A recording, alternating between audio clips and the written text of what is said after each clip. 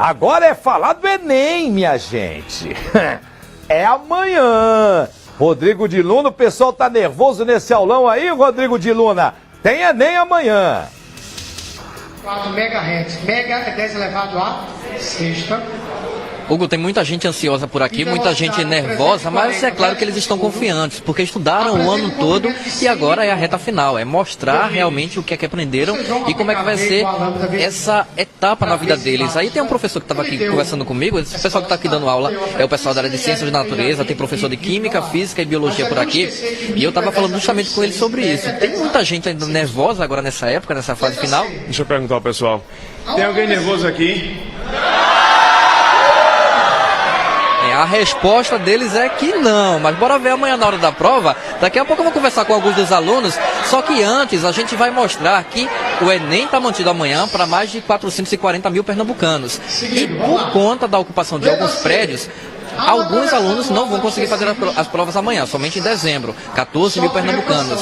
Só que, para garantir as provas daqueles que vão realmente realizar o exame amanhã e no domingo, a Polícia Militar preparou um esquema especial de segurança para que tudo corra tranquilamente. É o que a gente vai acompanhar agora na reportagem de Jorge Talmon. Mais de 3 mil policiais militares vão fazer a segurança do exame só em Pernambuco. Eles vão trabalhar na distribuição dos lotes com os exames, na segurança dos locais de prova e no recolhimento dos cartões de inscrição.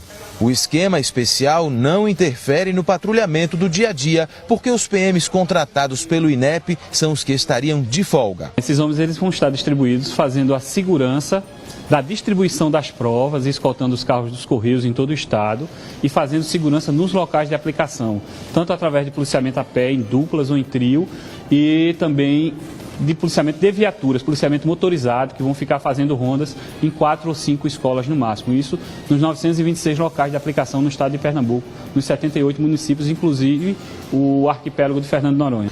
Os números de prédios ocupados em Pernambuco, onde neste fim de semana o Enem seria aplicado, aumentam a cada momento. O INEP havia divulgado que são 15, mas a produção da TV Clube Record nesta quinta-feira já contabilizou 20. O procedimento repassado à Polícia Militar nesses casos é o seguinte: nesses locais, o exame já está oficialmente adiado. Os alunos já começaram a receber mensagens de texto sobre o assunto. Estudantes ocupam instituições de ensino em Pernambuco desde o fim do mês de outubro para protestar contra a chamada PEC 241, a emenda constitucional já aprovada na Câmara dos Deputados, que agora tramita no Senado para limitar os gastos públicos, inclusive com educação e saúde. O major da Polícia Militar informa qual é o procedimento que pode ser adotado no caso de tentativa de ocupação de prédios do Enem no sábado. No dia de aplicação, se aquele policial que estiver na escola, aquela escola for ser invadida, estiver tendo acesso de alunos ali, logicamente a polícia vai tomar as providências para que isso não aconteça. Se houver condições de que isso aconteça sem que haja confronto, sem que haja tumulto e sem que haja assim, nenhum tipo de transtorno, nem para os alunos, nem também para os ocupantes. A gente continua falando ao vivo aqui desse aulão em Boa Viagem. Vários alunos estão nessa etapa final de preparação, cerca de 130 deles estão aqui nesse prédio fazendo essa revisão. Só que a gente convidou um professor para dar dicas, bizus, digamos assim, dessa época final. Aqui está a equipe de Ciências da Natureza, é a equipe de Biologia, de Química e Física. Vou pedir para Jailson mostrar aqui os professores. Por favor, Jailson, mostra aqui a equipe de professores que estão dando essa aula para os alunos, pessoal de Física, de Química e Biologia. E eu vou pedir para o professor sentar aqui nessa cadeira. Ele hoje vai fazer o papel de aluno. Professor, se o senhor fosse fazer a prova amanhã, o senhor recebeu o caderno de provas agora, por onde começar? Tem uma estratégia correta para o aluno que vai fazer essas provas de Biologia, Química, Física? Não tem nem ninguém nervoso aqui não, meu coração bateu forte agora. Lembrando do passado, né? É, tem sim. Tem uma boa estratégia que a gente tem que seguir, que seria indicado para a prova de natureza, que é a prova que eles vão estar executando amanhã. Há uma sequência de 45 questões, e dessas 45 questões, em torno de 33 a 35 são conceituais. Então, a boa sugestão que a gente dá é sempre começar pela parte de biologia, porque são questões conceituais e que normalmente é um índice de acerto maior. Quando você tem um índice de acerto maior no Enem, você termina gerando uma nota também maior, que a gente chama de coerência pedagógica. Por exemplo, aqui a gente está com a prova. É começar por humanas, na verdade aqui é uma revisão, um aulão, mas lá no final está a parte de Ciências da Natureza, que é a parte que realmente vai pesar para esse pessoal que vai fazer a prova no sábado. sábado. Então tá aqui. Eu tenho questões tanto teóricas quanto questões com cálculos, né, com gráficos. Então por onde eu começaria? Se você observar a própria lista aqui, ó, a questão 36, 37, 32, são todas conceituais e são de biologia. Então se eu percebo no texto de referência, que é biologia, é por aqui que eu começo.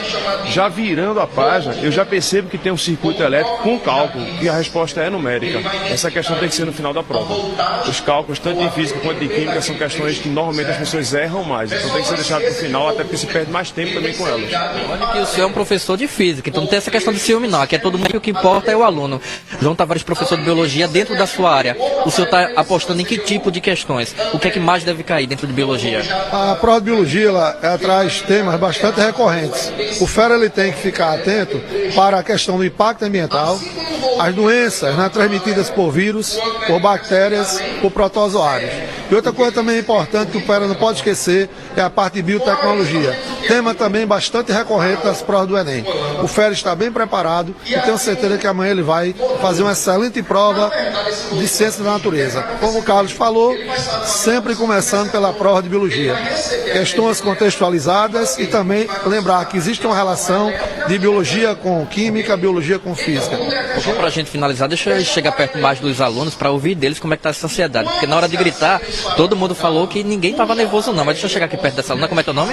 Letícia. Nervosa, Letícia? Na hora do grito você disse que não estava não. Tá preparada, tá segura? Honestamente eu tô, porque eu estudei durante o ano todo, me preparei bem, a equipe do colégio é maravilhosa, então simulados, exercícios, estudar em casa, sozinha, concentração total, então não tô nem um pouco nervosa, amanhã eu vou detonar nas provas, amanhã e domingo. Perfeito, boa prova para você então, para todos esses feras, lembrando que o horário, Pernambuco não está no horário de verão, então os portões abrem às 11 horas da manhã, fecham ao meio-dia, 12h30 é a hora que as provas começam, o candidato tem que levar documento com foto, é bom levar também o cartão de inscrição, a confirmação lá que tem todos os dados do candidato e a caneta preta feita em material transparente e fazer uma excelente prova.